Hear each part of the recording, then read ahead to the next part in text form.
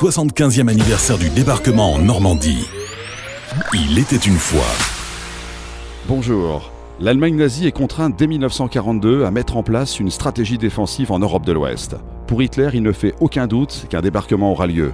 Les renseignements pris suite à la conférence de Téhéran le lui confirment pour le printemps 1944. Chapeauté par Rommel, le mur de l'Atlantique devait constituer un obstacle infranchissable. Mais les stratégies diffèrent. Le maréchal von Rundstedt, commandant le front ouest, s'attend à un débarquement dans le Pas-de-Calais.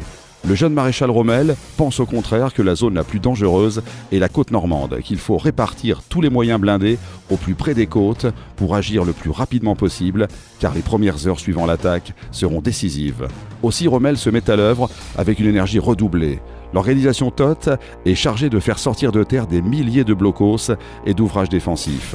En juin 1944, 18 batteries d'artillerie jalonnent la côte normande, comme à Longues-sur-Mer, avec ses 4 canons de marine de 150 mm d'une portée de près de 20 km. Le littoral est également équipé de champs de mines et de nombreuses stations radars.